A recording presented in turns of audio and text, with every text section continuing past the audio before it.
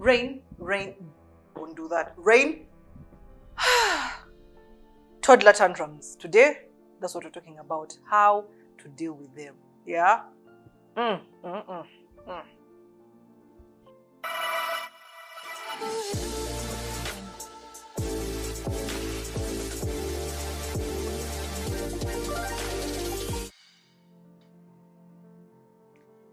So, lots of parents, experience tantrums with their children, especially with toddlers. But many times we want them to go away. Like, we don't want to hear the word tantrum. And yet, we can't avoid tantrums. Now, what we can do is manage them, go through them effectively, properly, better.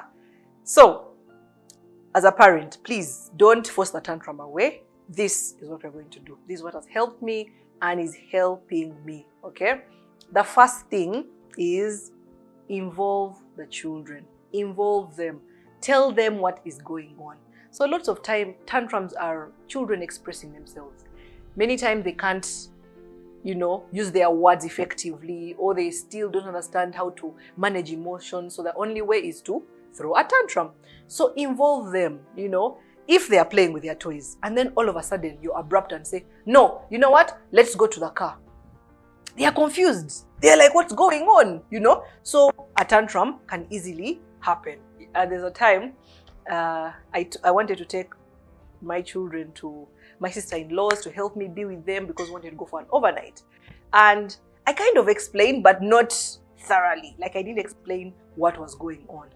So when we reached there, we wanted to, of course, King understood because he's older, but I wanted to just leave Rain there and then we ran away. So we confused her. I told her, hey, you go up and play with your cousin. So she went up and then we disappeared. Mama, the moment she found out that we had gone, tantrum, she cried, she wailed, and she was actually right, because what happened, like, mommy was here and now she has disappeared. So I realized that instead of running away, talk to the children, explain to them what is happening. So even after that, there were consequences because for a whole week she kept saying, mommy, you're leaving me. Don't leave me, mommy. So she had like trauma, So speak to the children and tell them what's happening. And routines actually help with that. So because I have a routine with my kids, they know what time is food time, it's a certain time. TV time is a certain time. They are structured. So anything that goes out of their structure, I know will cause a problem. So like even when they go visiting, so you go visiting, people eat at 2, I know for sure that Rain will have a tantrum because her routine has been changed. So routines help children know what's going to happen and they anticipate. So they are in a better state. When King tries to tell me, mommy, TV, please, can we watch? I'm just saying, no, you can't. He knows, he's just trying to test your limits. He's seeing, can she budge? And the moment you give them everything they want at just one cry, guess what? They have learnt you, so they know what's going on. And then next time, they'll keep doing that to move you, yeah? So have a routine, explain to the children what's going on. Because even if it were you, imagine you're watching your movie, you're resting, and then your husband calls you and says, no, we need to go to our in-laws. Please, I had a plan. Please, allow me to prepare, to plan, and things like that. So just like you have your plans and don't want them interrupted, also the children need to be told what's happening every step of the way. It kind of gets them prepared. So that's the first point. Involve your children and explain to them what is happening. Light bulb moments, Lisa. Did you know that spiders have no wings but can fly across oceans? This process is called ballooning. Honestly, I don't know why you still have Google. Because I am Google. Google is I. So please, uninstall and subscribe to my YouTube channel. Whee! Number 2. Validate their feelings. Yeah. This has helped me a lot. When I learned how to validate their feelings and, walk with them through how they are feeling, it really helped with the tantrums. Now, what do I mean? So if Rain is throwing a tantrum, she's failing to color because she sees her brother can do circles and squares, and then for her she can't. She gets mad and then she throws the brushes and she's like, I can't do it. Go down to her level, and ask her, are you sad? Are you frustrated? One, you're teaching them the feeling, how to know how to recognize a feeling. So this is frustration, this is sadness, this is anger, and things like that. So I ask her, are you sad? Are you frustrated? And then she's like, yes. Is it because you cannot draw the circle? Yes, I can't do it. I'm like, okay, can I help you do it? It's okay to be sad. But when you're sad, you don't throw things. So one, she sees that you've listened to her, you're understanding how she's feeling, and then you're actually going to help her through it. And then you're telling her what not to do. So if you validate that feeling, it kind of helps the child calm down. They feel like, oh wow, mommy is hearing me. But the problem we make as parents is that a tantrum comes, you want to keep quiet, don't cry. When you tell a child not to cry, you're telling them to shut down all their feelings. Imagine you are crying and someone tells you, don't cry. It's not a big deal. You'd feel so bad. And that's what happens with children tantrums. So validate their feelings, walk through them, so that as you continue to tell them about this feeling, they now know how to communicate better.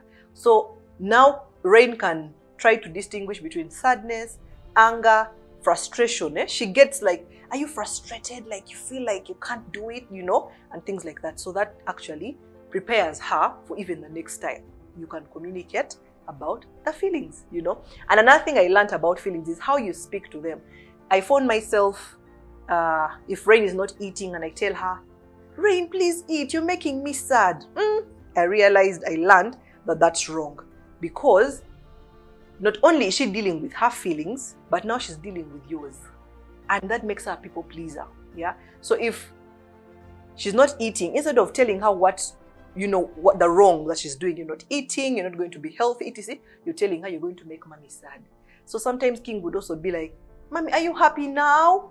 And that's wrong. She shouldn't be bothered about now your happiness. No, he should know that he needs to eat because he needs to eat, so that they don't end up people pleasing people. You'll be there and all you're thinking about is how to make your friend happy, how to do this.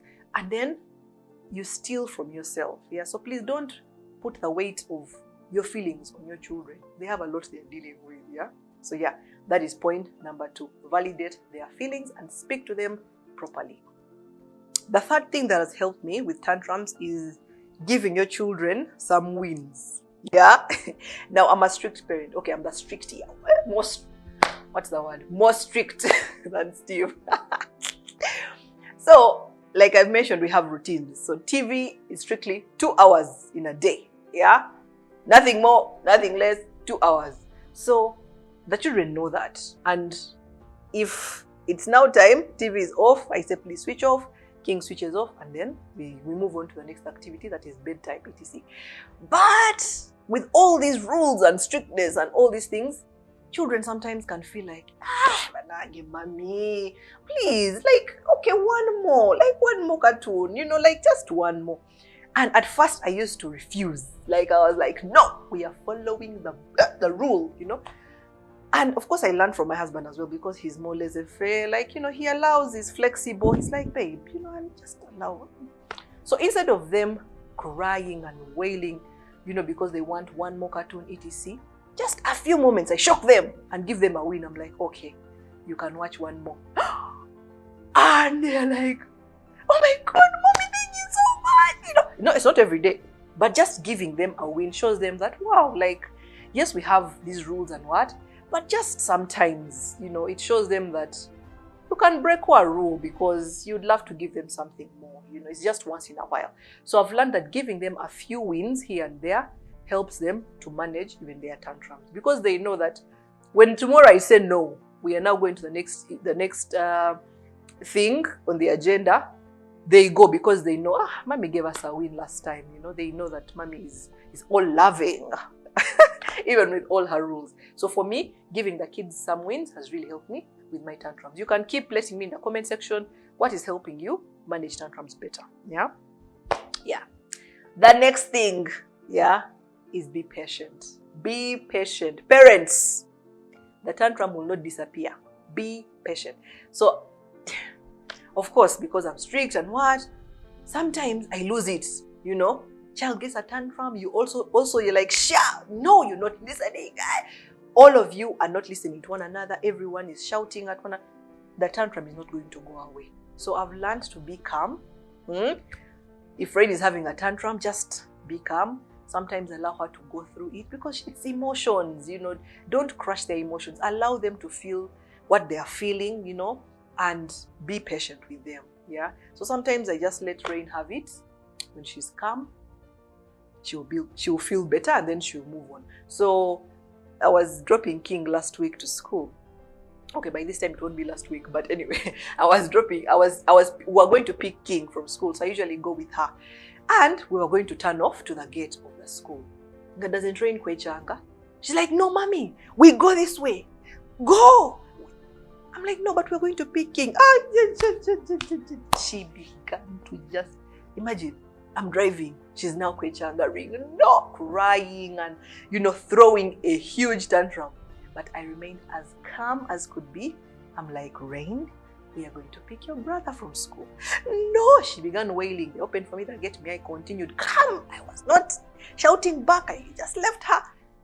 I kept explaining to her, we're going to pick your brother. After picking your brother, we're going home because we have to eat. Now, I realized that, first of all, it's almost food time. So she's getting agitated, and also sleep time. So in my head, I knew why the tantrum was there. And it's very important to kind of find out the root cause. What is causing her to feel this way? So I knew because we have a routine, it's almost lunchtime, she's feeling some type of way. So I allowed her to go through it. I'm like, we shall get King and then we go. So King comes, he's like, why is Rain crying? I'm like, she wants to go that side.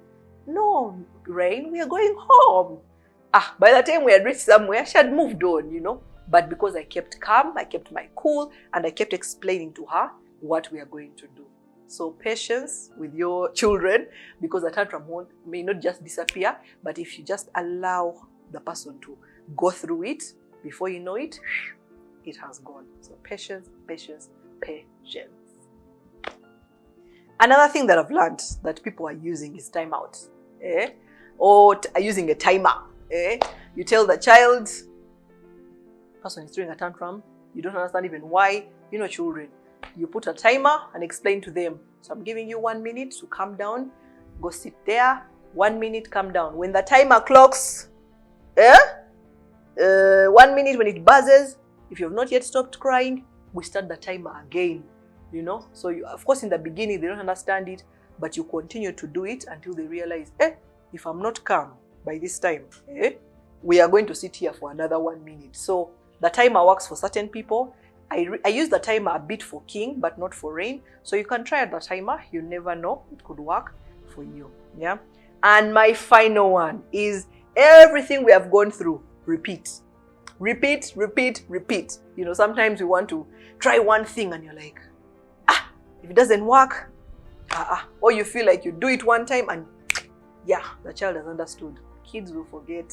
They need repetition. Repetition helps them understand. It helps them remember. It helps them grasp things.